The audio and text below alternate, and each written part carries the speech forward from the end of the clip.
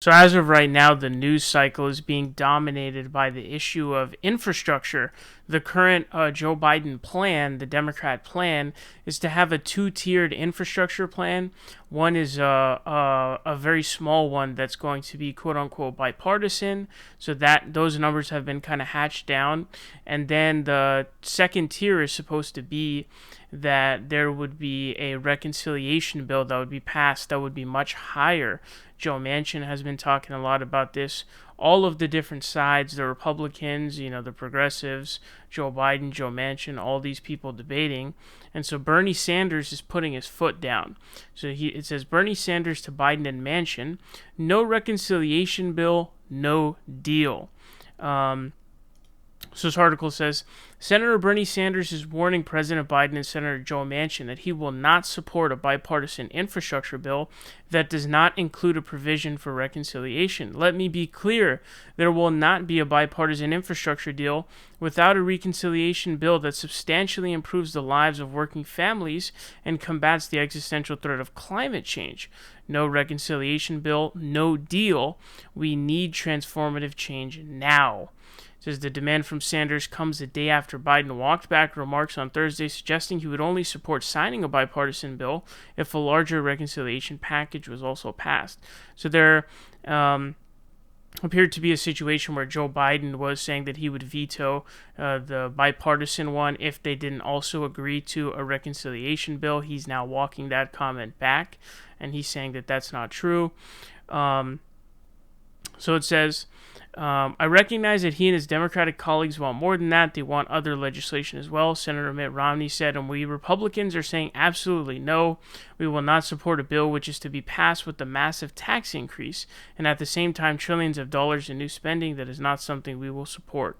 Manchin, a moderate who represents a critical swing vote within the Democratic caucus and helped broker the deal between the White House and Senate Democrats, defended his position in Congress on Sunday. It's the way I've been. I've basically been in public life, and I'm not changing.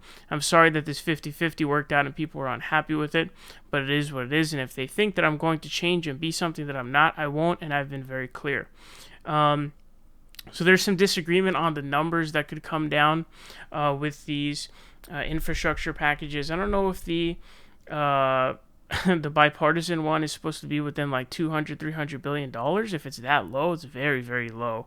But Bernie Sanders, and there are other and I think the reason why he's saying this is probably because he has like a caucus in the Senate, like him, Elizabeth Warren, and maybe Ed Markey, people like that. Even some other people, I forgot who the other person that I saw was who was saying that, I need to see what the reconciliation bill would be. But there are there are some Democrats in the Senate, progressive or maybe even not, who are not in favor of just the bipartisan infrastructure plan on its own. And so they're basically saying, hey, listen, if you don't include the reconciliation bill, we are not even going to pass this bipartisan one. So this is resulting in a standoff here. This is a big deal for Bernie and the progressives to put their foot down here and say this, because it's a risky move. Anytime you're talking about declining anything, a lot of people are going to say that, you should have just taken what you could have gotten. So this is a pretty big deal. There's a lot of beef going on. There's a lot of chaos currently going on in government with all the different sides who are fighting each other essentially. So I'm glad to see them putting their foot down, and the reconciliation bill does indeed need to get passed. That would only be done with all Democrats in unison, so Joe Manchin would have to support it. But then the thing that happens is, how are you going to get Joe Manchin and Bernie Sanders to agree on the amount that there should be for the infrastructure package in the reconciliation bill? How are you going to get the same number? Because Bernie's going to want like $2-3 trillion. I think Joe Manchin will probably want $1 maybe, or somewhere around there. So it's going to be a pretty tough situation.